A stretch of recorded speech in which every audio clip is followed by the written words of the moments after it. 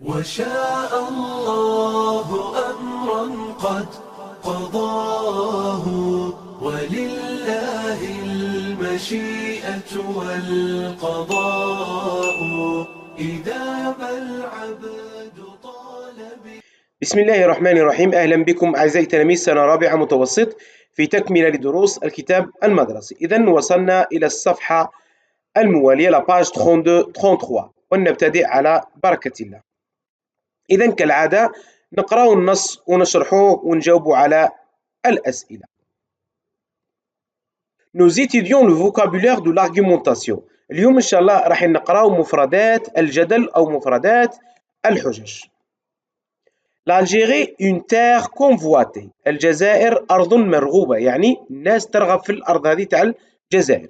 Épone, Douna, Annaba, des noms d'une ville synonyme de siècles d'histoire. يعني إيبون، دونا، النابا هي أسماء لمدينة عنابة توارثت يعني عن طريق قرون قديمة. إذن du nom d'une ville synonyme de siècles d'histoire هي أسماء لمدينة مرادفة لقرون من التاريخ de culture والثقافات et de civilisation وحضارات. œuvre d'une humanité une riche et diverse بمعنى أن أعمال إنسانية واحدة غنية ومتنوعة. riche غنية، diverse متنوعة. إذن هذه هي المقدمة l'introduction. نمروا للعرض اللي هو le développement. Tout d'abord, l'unité que l'on retrouve dans le site et dans l'originalité de l'histoire de Annaba. أولاً الوحدة التي نجدها في الموقع وفي أصالة تاريخ عنابة. Ensuite, la richesse de la ville qui exprime à travers sa faculté extraordinaire d'assimilation des apports extérieurs tant matériels que spirituels. بمعنى أنه ثروة المدينة التي يتم التعبير عنها من خلال قدرتها الاستثنائية extraordinaire، يعني في ماذا؟ على استيعاب المساهمات الخارجية المادية matériel والروحية اللي هي spirituelle. Enfin, la diversité symbolisée par son ouverture sur la Méditerranée et sa relation avec l'Europe. هنا أخيرا يعني التنوع الذي يظهر في انفتاحه على البحر الأبيض المتوسط وعلاقتها بأوروبا ainsi que sa frontière terrestre qui s'ouvre vers l'Orient musulman، وأيضا الحدود تاعها البرية التي تنفتح على الشرق الإسلامي. إذن هذه كلها إيجابيات تاع المدينة عنابة. هذا لو ديفلوبمون. أما في الخاتمة cette unité، هذه الوحدة، cette richesse et cette diversité ont été accumulées à travers de longs siècles. يعني في الأخير هذه الوحدة وهذا الثراء cette richesse وهذا التنوع ont été accumulés، يعني تجمعت ولا تراكمت à travers de longs siècles على مدى قرون طويلة de la préhistoire à nos jours، يعني من قبل التاريخ إلى يومنا هذا. إذن هذا الكاتب هنايا راه يبين لنا في جمال وثراء مدينة عنابة ويمد في الحجج اللي هي لي زارغيمون. إذا بطبيعة الحال أي نص حججي تلقى فيه لانتروديكسيون هي المقدمة، لو ديفلوبمون اللي هو العرض، وعندنا لا كونكليزيون اللي هي الخاتمة. نمر إلى الأسئلة. La première question. Quelle est la thèse présentée par l'auteur؟ ما هي وجهة النظر المقدمة من طرف المؤلف أو الكاتب؟ إذا لما نرجع للنص عندنا هذه الانتروديكسيون وعندنا لو ديفلوبمون اللي كنت قلت قبل قليل وعندنا لا كونكليزيون. إذا لا تيز وين نصيبوها؟ نصيبوها دائما في الانتروديكسيون، يعني في المقدمة. إذا لا تيز هنايا واش هي؟ La thèse présentée par l'auteur est Annaba, une ville faite d'unité, de richesse et de diversité. يعني هي مدينة الوحدة والثروة والتنوع. richesse et diversité. هذه هي وجهة نظر الكاتب. Deuxième question. Certains de ces arguments, بعض هذه الحجج sont précédés de connecteurs d'énumération، يعني مسبوقة بموصلات. الموصلات هذوك نشوفوها relève لي dans le texte، استخرجها من هذا النص. إذن les connecteurs d'énumération نصيبوها دائما في العرض. إذن وشكون هما الموصلات هذه؟ les connecteurs هما tout d'abord ensuite enfin. إذن هذه دائما ما نستعملوهم في النص الحججي باش ندخلوا الحجج تاعنا. باش ندير لك حجه لابد ان ندير هذا لو كونيكتور، ندير تو دابور وندير الحجه نتاعي، وندير اونسويت ونزيد الحجه، ندير اونفا ونزيد الحجه الاخرى. اذا هذه نسموهم لي كونيكتور d'énumération. إذن les connecteurs d'énumération sont d'abord, ensuite, enfin. Je retiens dans un texte argumentatif في النص الحججي أو الجدلي le but de l'auteur est de convaincre. هدف الكاتب هو الإقناع. convaincre هو الإقناع. لازم نقنعك بوجهة النظر نتاعي. Il choisira habilement ses arguments en s'appuyant sur des procédés argumentatifs et en utilisant des connecteurs. بمعنى أنه سيختار بمهارة يعني الحجج تاعو وذلك بالارتكاز أولا اعتماد على إجراءات جدلية وباستعمال الموصلات اللي سميناها les connecteurs. إذا pour commencer son argumentation il devra وباش يبدا الحجة نتاعو il devra يجب واش يدير dégager le problème يعني يقدم المشكل ولا يوضح المشكل اللي راح يهضر عليه avant toute chose avant de commencer يبدا كيما هكذا ومن بعدها باش يقدم الحجة الأولى نتاعو présenter le premier argument d'abord, tout d'abord, en premier lieu, pour commencer, pour débuter هذو كامل نقدر نستعملهم في الحجة الأولى d'abord ولا tout d'abord ولا en premier lieu إلى آخره. أما باش يزيد الحجة الثانية ajouter un argument لازم يستعمل الموصلات هذه يعني les connecteurs ندير puis ولا ensuite, en second lieu, par ailleurs, d'autre part, de plus, d'un autre côté إلى آخره. insister en proposant un autre argument يعني لازم يزيد أيضا الحجة الثالثة d'autant plus que يعني دخل الموصلات هذه mieux encore bien plus mieux encore mais aussi du reste d'ailleurs إلى آخره. يعني أنه الحجج نتاعي باش نديرها لازم ندير لي كونيكتور اللي هي d'abord ولا tout d'abord وفي الحجة الثانية ندير puis ولا ensuite وفي الحجة الثالثة ندير enfin ولا pour conclusion. إذن هذه راح نتعرفوا عليهم أيضا في النصوص القادمة بحول الله. Éclairage. Parmi les procédés argumentatifs connus, nous pouvons citer من بين العمليات الجدلية المعروضة يمكننا أن نذكر la définition اللي هو التعريف l'explication يعني الشرح la description اللي هو الوصف l'exemple اللي هو المثال la gradation اللي هو التدرج la déduction يعني الاستنتاج la réfutation بمعنى الطعن أو التفنيد يعني تكذيب الحجة. هذو راح نشوفهم في التمرين وش معنى نتاعهم. ركز معايا في صفحة التمارين راح نشوفهم بعد قليل. Je vérifie. Les connecteurs d'énumération introduisent les arguments. يعني الموصلات هذه تخلينا ندخل الحجة. إذا إجابة صحيحة. Vrai. Les connecteurs d'énumération se placent toujours après l'argument. الموصلات هذه دائما تأتي وراء الحجة. هذا خطأ. لماذا؟ لأن هي لازم تجي قدام الحجة. علاش؟ car ils introduisent les arguments. هي اللي تبدا لنا الحجة. في الأخير les connecteurs d'énumération servent à défendre une thèse. يعني الموصلات هذه تخدمنا باش ندافعوا على وجهة نظر. إذا هذه إجابة خاطئة. فاش تخدمنا هذه الموصلات؟ هذه الموصلات تخدمنا باش ندخلوا الحجج. Par contre les arguments هي اللي تدافع على الحجج يعني les arguments qui défendent une thèse. إذا هذا بالنسبة لهذه الصفحة. نمر إلى الصفحة الموالية صفحة التمارينات la page 33. إذا على بركة الله l'exercice numéro 1 je complète le texte suivant par les connecteurs d'énumération qui convient. يعني قال لك كمل لي النص هذا بالموصلات اللي كنا تعرفنا عليهم قبل قليل هي d'abord ensuite enfin إلى آخره. إذا la lutte contre l'occupant n'a jamais cessé. الكفاح ضد المحتل لم يتوقف أبدا. et lieu d'abord دائما في الحجة الأولى نديرو d'abord et lieu d'abord de 1830 à 1848 l'émir Abdelkader fondateur de l'État algérien. الأمير عبد القادر هو مؤسس الدولة الجزائرية selon certains historiens على حسب بعض المؤرخين. Il résista pendant de longues années à l'occupation coloniale يعني قاوم الاحتلال الاستعماري لمدة سنوات. بعدها باش نديرو الحجة الثانية نديرو ensuite. إذا ensuite فاطمة نسومر لا فاطمة نسومر تعرفوها. إذا فاطمة نسومر لا فام غوبيل يعني هي المرأة الثائرة أو المرأة المقاومة أو المرأة المتمردة يعني ضد الاستعمار. إذا لا فام غوبيل في une grande résistance يعني واش دارت هذه؟ دارت مقاومة عظيمة une grande résistance. En 1853, elle n'avait que 23 ans dans son جرجرة. يعني في 1853 كان عندها 23 سنة فقط. يعني وين زادت في جرجرة اللي هي مسقط الرأس نتاعها. في الأخير واش نديرو؟ enfin il lieu enfin محمد المقراني. وكاين اللي يدير اوسي يعني أيضا عادي معناها هذه لي كونيكتور يعني انت تتحكم فيه دابور اونسويت اوسي اونفا الى اخره. محمد المقراني تعرفوا هذا هو محمد مقراني كي في ابل والشيخ الحداد. هذا هو الشيخ الحداد.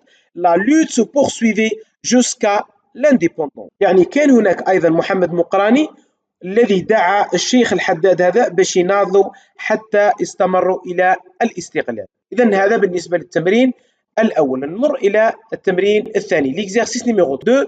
Je recopie les arguments contenus dans ce texte. J'entoure les connecteurs d'énumération que je remplace par des termes aux expressions de même sens.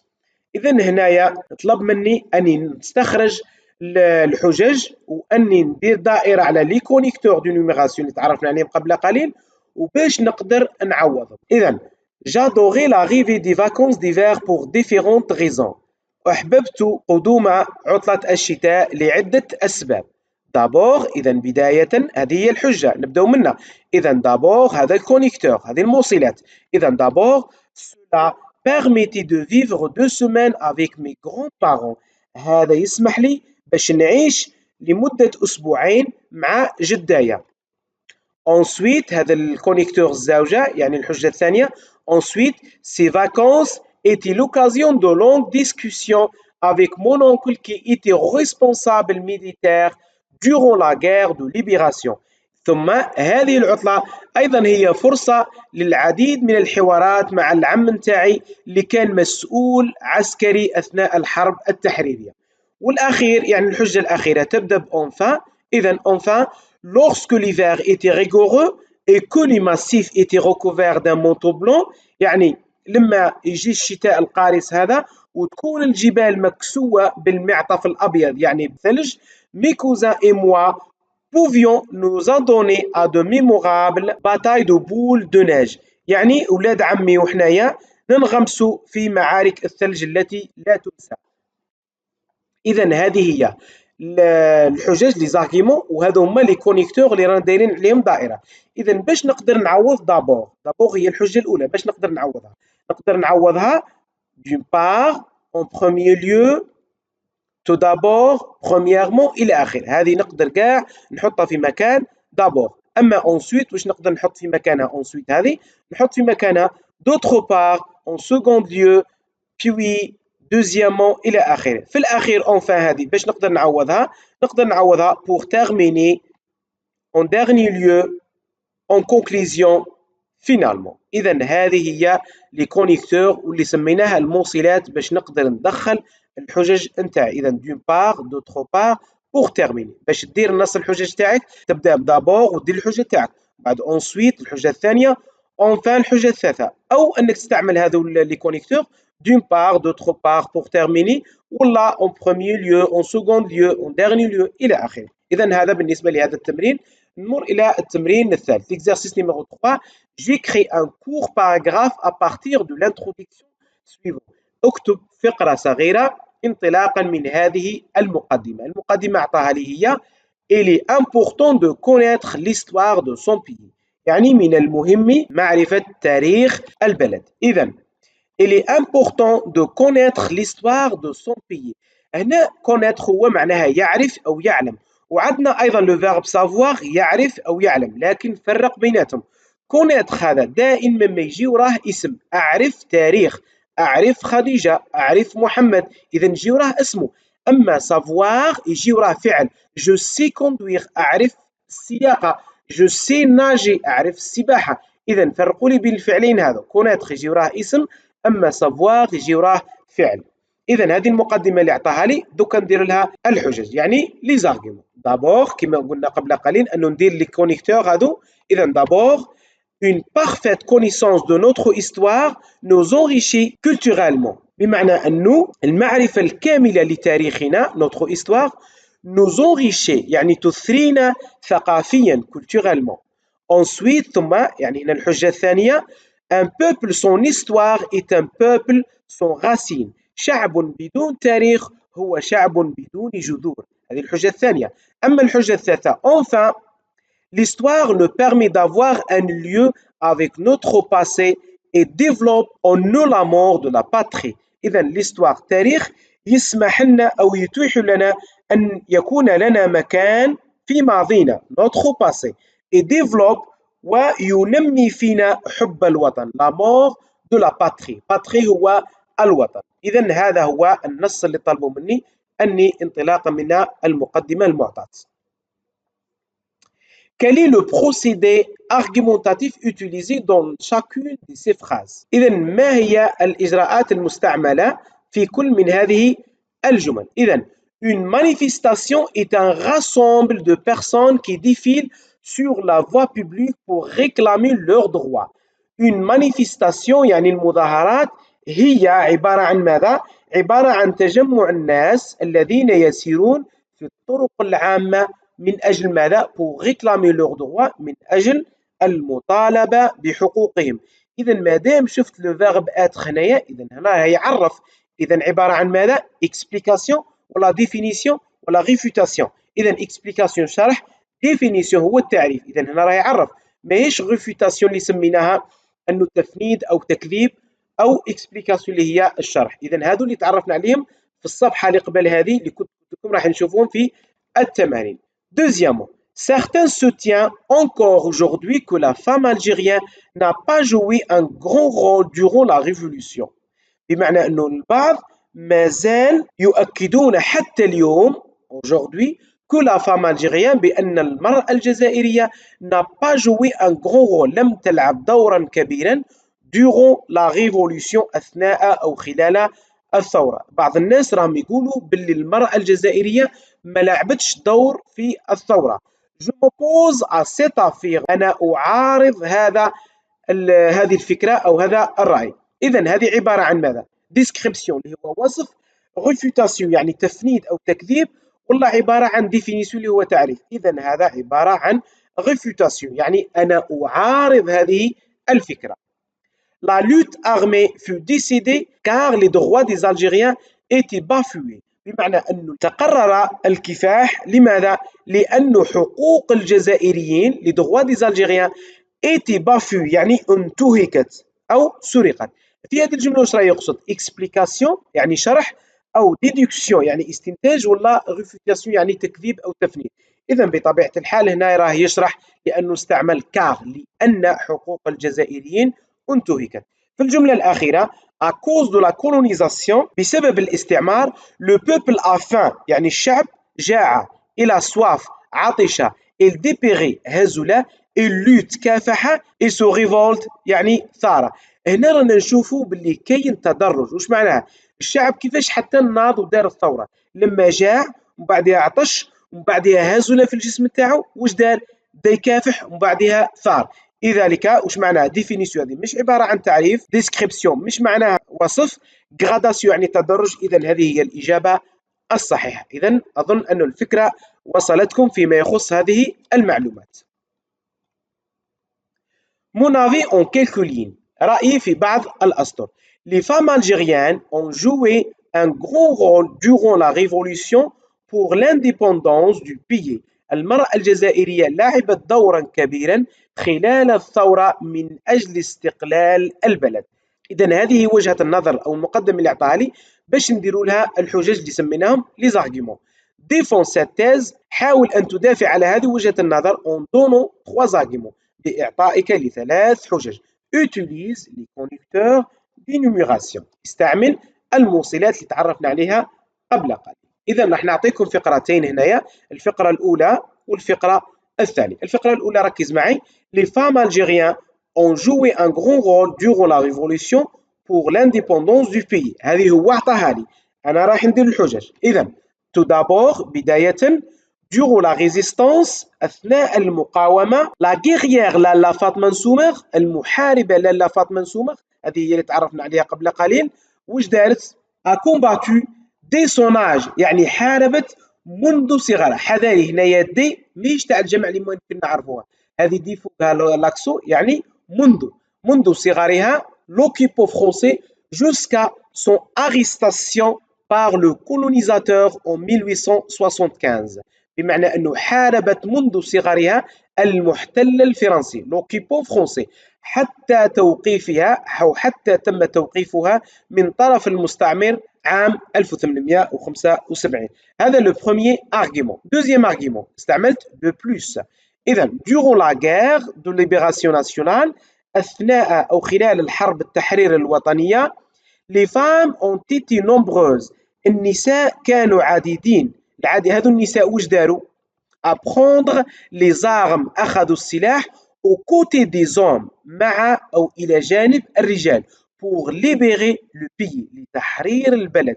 إذا أثناء الحرب التحرير الوطنية نساء عديدات أخذوا السلاح إلى جانب الرجال لتحرير البلاد.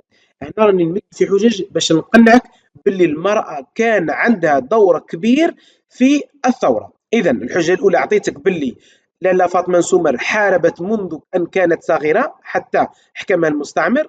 الحجة الثانية نساء بزاف هزوا السلاح إلى جانب الرجال باش يحرروا البلد. في الأخير الحجة الأخيرة enfin استعملوا enfin n'oublions pas ces milliers de femmes. لا ننسى هذه الآلاف من النساء qui ont participé à leur manière التي شاركت على طريقتها. يعني كل مرأة شاركت على الطريقة اللي تعرفها.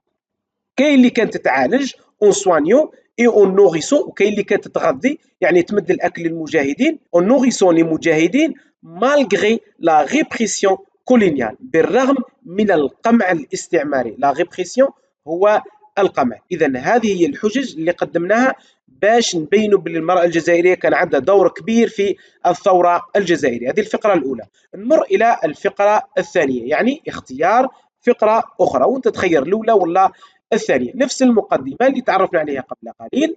إذا نمر إلى الحجج. جو سيتري أون بروميي أذكر في الأول يعني بدلت هنا الكونيكتور. قبيلة درنا دابور ودرنا تو سويت وأونفان. هنا راني ندير جو سيتري أون بروميي. واش نقدم لكم؟ حاسبة بومبوعلي. إذا حاسبة بومبوعلي هذه تعرفوها كان عندها دور كبير في الثورة الجزائرية. إذا cette courageuse femme a participé à la bataille d'Alger. هذه المرأة الشجاعة cette courageuse femme. ما تديرش cette femme courageuse يعني الشجاعة هنا الصفة تجي قبل الاسم. كاينين صفة تجي بعد الاسم لكن courageuse هذه تجي قبل الاسم. cette courageuse femme a participé شاركت à la bataille d'Alger في معركة الجزائر. Le 8 octobre 1959 في هذا التاريخ elle est tombée sur le champ d'honneur. سقطت في ميدان الشرف en compagnie d'Ali Lapointe يعني برفقة علي لابوينت يعني علي لابوينت تعرفوه et du petit Omar وعمر الصغير هذاك au cœur de la Casbah في قلب القصبة. إذا حاسبة بومبوعلي شاركت في ثورة الجزائر وماتت يعني في لو 8 أكتوبر 1959 في ميدان الشرف مع علي لابوينت وعمر هذا في قلب القصبة اللي تعرفوها موجودة في الجزائر العاصمة. Deuxième argument, il y avait aussi يوجد أيضا celles qui avaient pris le maquis يعني يوجد أيضا نساء الذين اتخذنا لو ماكي. لو ماكي هو الأدغال يعني راحوا للأدغال. علاش راحوا للأدغال؟ pour soigner les blessés باش يعالجوا الجرحى. enfin وأخيرا n'oublions pas nos mères لا ننسى أمهاتنا qui donnaient tout ce qu'elles possédaient التي أعطت كل ما تملك posséder pour la réussite de la révolution لكي تنجح هذه الثورة. إذا هذه ثلاث حجج واستعملنا لي كونيكتور اللي هي جو سيتري اون بروميير il y avait aussi وانفان. وهذه هي الحجج. حاول انك تكتب هذه التعابير الكتابيه.